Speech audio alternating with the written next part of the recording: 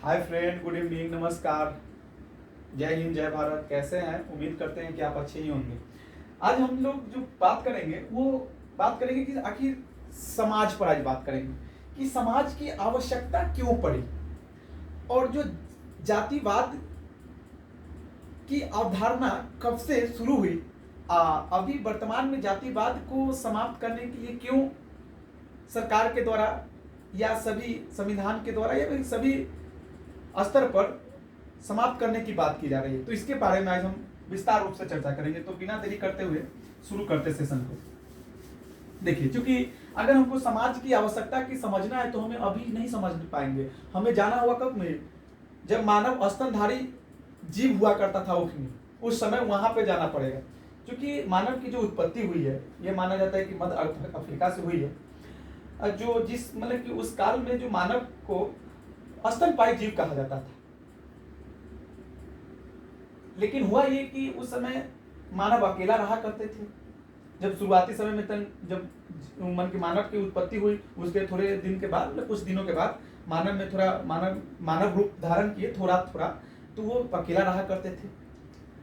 और अकेला रहा करते थे तो वो बहुत सारी समस्या से उनको सामना करना पड़ता था।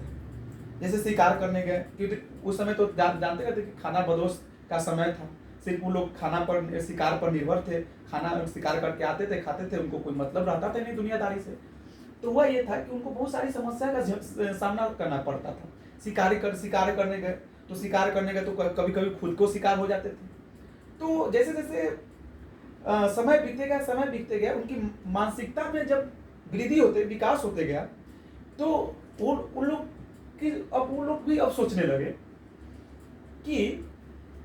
कि अकेले शिकार करते हैं तो कभी कभी बहुत सारी समस्या से सामना करना पड़ता है। शिकार होता भी नहीं है, कभी कभी शिकार हो जाता है। तो ऐसा करते हैं कि उन लोग के भी मन में भावना उत्पन्न हुई कि ऐसा करते हैं कि क्यों ना हम लोग संगठित होकर शिकार करें।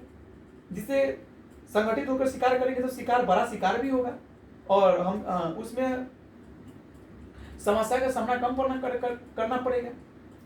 तो चूंकि हुआ ये, तो सब सोचा, तो सब अब क्या किया कि समाज में सभी लोग मिलकर अब शिकार करने लगे। तो उसी समय से समाज की उत्पत्ति की शुरुआत होगी। आगे चलकर अगर हम देखें तो उसको धीरे धीरे धीरे धीरे धीरे धीरे धीरे धीरे आते चला गया जब क्या कहते हैं उसको, हेमोसेपियन काल आते आते मानव में थोड़ा मानसिकता में वृद्धि होगी। माने वैज्ञानिक रूप से मानवता में, माने वैज्ञानिक दृष्टि से वो विकसित हुई। जब विकसित हुई तो आगे चलकर समाज तो बना था, तो आखिर समाज तो का निर्माण हो गया था। लेकिन जब मानव को दिमाग होगा तो जरूर समाज में ऐसे कोई मानव होगा, मतलब कुछ जरूर समाज में खटपट होगा। तो उन लोगों ने सोचा कि क्यों ना क्योंकि अगर एक समान अगर समाज में रहेगा आदमी, तो थोड़ी ना किसी को कोई गुना देगा, यानी किसी का नियंत्रण किसी पर तो नहीं रहेगा। कोई जिसका मन रहेगा उसको जो मन रहेगा जिसका वो करेगा। जिससे क्या होगा कि समाज विखंडन हो जाएगा। तो उन लोग का मन में ये भी था कि समाज बना भी रहे, तो बना रहे तो कैसे रहे। तो लोग एक वर्ग का निर्माण कर दिया, यानी कि जातिवाद जैसी अवधारणा को समाज में लिया। क्योंकि जातिवाद को लेकर कोई भगवान ही नहीं जाति ऊपर से बनाकर भेजे कि तुम ये जाति को, तुम भूमिहार हो, तुम राजपूत हो, तुम बनिया हो, तुम लोहार हो, तुम कुर्मी हो, तो कोई माने कि जो भी जाति पाति, जो तुम मुस्लिम हो, तो ये सब यहाँ पर ही, पृथ्वी पर ही इस सब की उत्पत्ति हुई है। और वो भी मानव के द्वारा ही हुआ है, कोई भगवान के द्वारा हुआ नहीं है। तो वह ये था कि सामाजिक व्यवस्था बनाए रखने के लिए जाति की आवश्यकता थी। जातिवाद जाति की अवधारणा को अपनाने लगा और जाति का जो आवंटन किया गया था वह काम के आधार पर किया गया था। यानी कि जो काम में संलिप्त थे, मिलित थे, उस काम को लेकर उस जाति उसे सूचित कर दिया जाता था। यानी कोई लोहार है तो लोहार में सूचित कर दिया जाता था, कोई व्यवसाय है तो उसको वैश्य से बनिया में सूचित कर दिया जाता था। कोई सैनिक मतलब कि सैनिक के रूप में है तो उसे क्षत्रिय घोषित कर दिया था। जो ज्ञानी था उसे पंडित घोषित कर दिया था, और जो इन सभी का सेवा करता था उसे क्षुद्र घोषित कर दिया गया। आगे चलकर चलते गई, फिर आते आते मध्यकाल आ गई। अब मध्यकाल में क्या हुआ कि जातिवाद एक ऐसा विषाक्त पैदा हो गया कि हमारे समाज को बनाए रखना नहीं, तोड़ने में भूमिका निभा रही है। क्योंकि इससे पहले हमारे जातिवाद को इसलिए अपनाया गया था कि ताकि हमारा समाज बनल रहे। अब इसलिए जातिवाद हमारे समाज के विषाक्त हो गई क्योंकि हमारे समाज को तोड़ रहा है। तभी जो जरूरी है कि समाज से जातिवाद को खत्म किया जाए, क्योंकि उस समय हमें समाज को एकत्रित करके रखना था। आज भी वही करना है। तो उस समय समाज को एकत्रित करने के लिए जाति की आवश्यकता थी। इस समय समाज को एकत्रित करने के लिए हमें जातिवाद की जो अवधारणा है उसको समाप्त करना है, क्योंकि अभी व्यक्तिगत हित भी है। तो आवश्यकता है कि जातिवादी खत्म किया जाए, जातिवाद अवधारणा जो है खत्म किया जाए। क्योंकि देखो, जाति जो एक ऐसा चीज है कि एक आदमी में विरोध पैदा कर देता है एक दूसरे के प्रति। जैसे मान ली कोई क्षत्रिय है, कोई भूमियार है, चाहे कोई यादव है, बनिया है, गैस है, ये सब अपने अपने जाति को लेकर उसको प्रदर्शन करता है, जिससे एक दूसरे में क्या होता है, संघर्ष उत्पन्न होता है। संघर्ष उत्पन्न होता है तब समाज संतुलित समाज को असंतुलित करने का काम करता है। तो इसलिए जरूरी है ना कि ऐसे जातिवादी अवधारणा को भी निपटाने जो हमारे समाज को तोड़ने की जरूरत है, तोड़ने में काम आती है।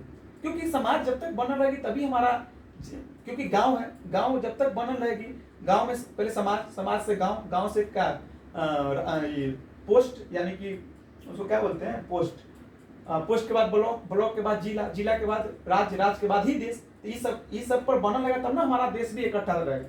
तो इसलिए जरूरी है कि विचार जातिवाद अवधारणा को समाप्त किया जाए।